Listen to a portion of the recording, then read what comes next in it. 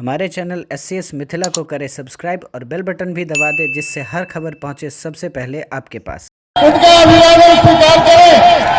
आप हाथ उठाकर देश का शेर जी के सत्ता में आने के पहले बिहार की स्थिति क्या थी? बिहार के नौजवानों के सामने पहचान का संकट था।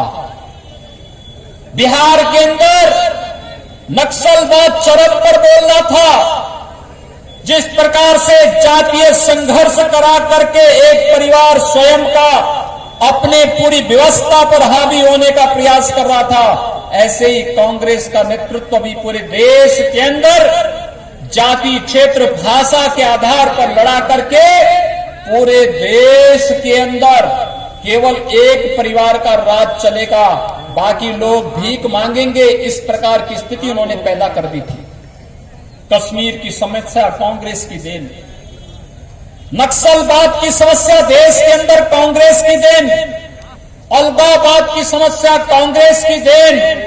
लेकिन गरीबों के लिए कोई योजना बने, किसानों के लिए योजना बने, नौजवानों के लिए योजना बने, महिलाओं के लिए योजना बने, बिना भेदभाव के बने, ये कभी कार्य ईमानदारी के साथ उन्होंने करने का प्रयास नहीं किया। आपने कांग्रेस के एक नेता का बयान पढ़ा होगा अभी, कांग्रेस के एक नेता का बयान आपने पढ़ा होगा अभी।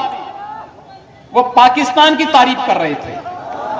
क्या पाकिस्तान की तारीफ होनी चाहिए? क्या मैं पूछना चाहता हूं, क्या पाकिस्तान की तारीफ होनी चाहिए? पाकिस्तान आपका हितैषी है, फिर कांग्रेस के नेता पाकिस्तान के पक्ष में क्यों बोल रहे हैं?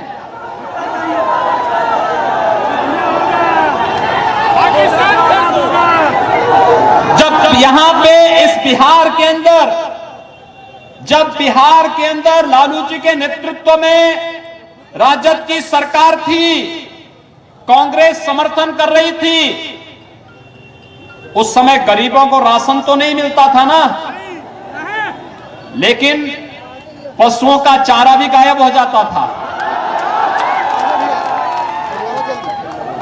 यानी मनुष्य की बात तो दूर, जो लोग पशुओं तक को न छोड़ते हो, तो भाइयों बहनों, क्या वे वोट पाने के अधिकारी हैं क्या?